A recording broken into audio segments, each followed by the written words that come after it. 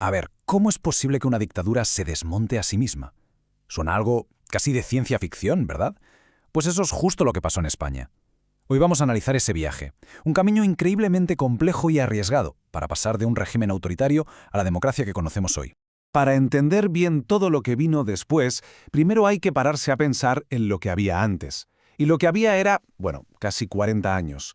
4 décadas con un solo hombre al mando de absolutamente todo. Francisco Franco. Él no solo gobernaba, es que había construido el Estado entero a su imagen y semejanza. Y entonces, de repente, ese centro de poder absoluto desaparece. El 20 de noviembre de 1975, Franco muere. Y con él, la pieza clave que mantenía todo el sistema en pie. España, de la noche a la mañana, se queda sin su eje. Claro, la pregunta era inevitable y estaba en la cabeza de todo el mundo. ¿Y ahora qué?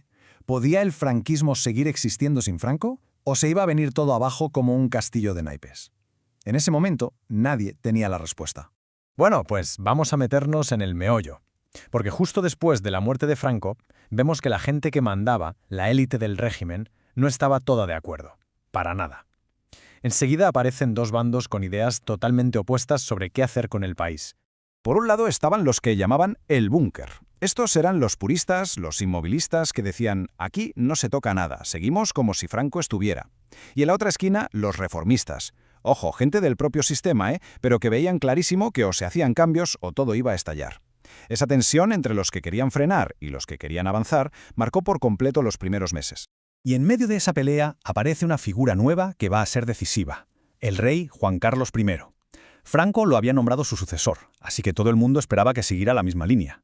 Pero, sorpresa, en su primer discurso suelta dos palabras que dejaron a todos con la mosca detrás de la oreja: consenso y concordia. Era una pista, muy sutil, pero una pista de por dónde podían ir los tiros.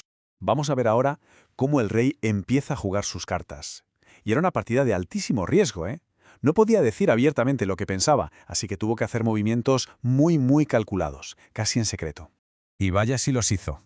En 1976 ejecuta un plan perfecto, en 3 pasos. Primero, pone a un hombre de su total confianza, Torcuato Fernández Miranda, en un puesto clave. Segundo, consigue quitar de en medio al presidente del gobierno de entonces, Arias Navarro, que era del búnker. Y tercero, el golpe de efecto. Nombra presidente a un tipo relativamente joven y desconocido, un reformista llamado Adolfo Suárez. La partida había empezado.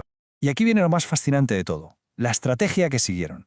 En vez de romper con todo por las bravas, lo que idearon fue usar las propias leyes del franquismo para acabar con el franquismo. Es decir, que el sistema se suicidara legalmente. Una jugada de una audacia tremenda. Y el arma que usaron para esto fue la ley para la reforma política. Era básicamente una ley trampa. Por fuera parecía una ley normal del régimen, pero por dentro era una bomba. Decía cosas como que el poder volvía al pueblo y que habría elecciones libres. O sea, estaba abriendo la puerta a cargarse el sistema por completo. Claro que esto se dice fácil, pero el ambiente en el país era de todo menos tranquilo. Las calles estaban que ardían con manifestaciones y huelgas. El terrorismo de ETA y de los Grapo golpeaba casi a diario. Y para rematar, siempre estaba ahí el run run, el ruido de sables de un posible golpe de Estado. Intentar aprobar esa ley en ese momento era de verdad como intentar desactivar una bomba en medio de un terremoto. Y esta imagen lo resume a la perfección. Porque llegó el día de la votación, en noviembre del 76. Y las Cortes franquistas, el Parlamento de la dictadura, votaron que sí, votaron a favor de esa ley. En otras palabras, votaron su propio final. El régimen oficialmente había firmado su sentencia de muerte. Una vez conseguido ese voto que parecía imposible, el camino quedaba despejado. Ahora tocaba lo más difícil: construir una democracia partiendo de cero. Literalmente, había una página en blanco y había que empezar a escribir. Y el primerísimo paso, claro, fue llamar a la gente a votar. Las primeras elecciones libres en más de 40 años. El 15 de junio de 1977, las urnas dibujaron un panorama político completamente nuevo. Ganó el partido de Suárez, la UCD. Muy de cerca le siguió el PSOE, el Partido Socialista. Y también entraron en el Parlamento los comunistas del PCE y una derecha más conservadora, Alianza Popular. Pero, y esto es súper importante, el partido de Suárez ganó, sí, pero no con mayoría absoluta, no podía gobernar solo. Y esto, que podría parecer un problema, en realidad fue la clave del éxito. ¿Por qué? Porque obligó a todo el mundo a sentarse a hablar, a negociar, a llegar a acuerdos. La palabra mágica de aquellos años no fue victoria, fue pacto. Y el mejor ejemplo de ese espíritu de pacto lo tenemos en la Constitución. Para escribirla se juntó gente de todos los partidos, de todos, desde la derecha que venía del franquismo hasta el Partido Comunista, que había estado prohibido durante décadas. Se sentaron todos en la misma mesa. A este grupo se le acabó llamando los padres de la Constitución. Y el resultado de todo ese trabajo fue la Constitución de 1978, que luego la gente aprobó por una mayoría aplastante. Y esa Constitución es la que ponía negro sobre blanco las reglas del nuevo juego: una monarquía parlamentaria, separación de poderes, un montón de derechos y libertades, vamos, el acta de nacimiento de la España democrática. Pero ojo, no nos equivoquemos. Sería muy fácil pensar que todo fue un proceso tranquilo, de pactos y apretones de manos. Ni mucho menos. Mientras en los despachos se construía la democracia, en la calle había fuerzas muy violentas intentando reventarlo todo. El terrorismo fue la sombra constante, la banda sonora terrible de la transición. Los atentados eran algo de casi todos los días. Esto creaba un ambiente de miedo, de tensión, que ponía a prueba cada día la solidez de esa democracia que acababa de nacer. Y además, los tiros venían de todas partes. Por un lado, ETA mataba por la independencia del País Vasco.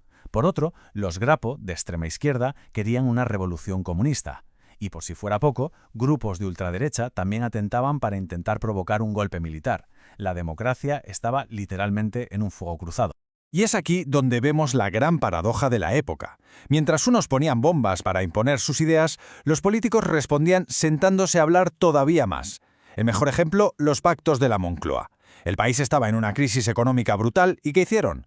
Pues gobierno, oposición, sindicatos y empresarios firmaron un plan de choque todos juntos. Es que es increíble. Frente a las pistolas pusieron el diálogo. Visto desde fuera, la transición española se estudia en todo el mundo como un caso de éxito, un modelo de cómo pasar de una dictadura a una democracia. Pero claro, esa misma naturaleza, el hecho de que fuera un cambio pactado desde dentro, nos deja una pregunta final sobre la mesa para reflexionar. ¿Qué precio se paga a largo plazo por una democracia que nace de un pacto con el sistema anterior?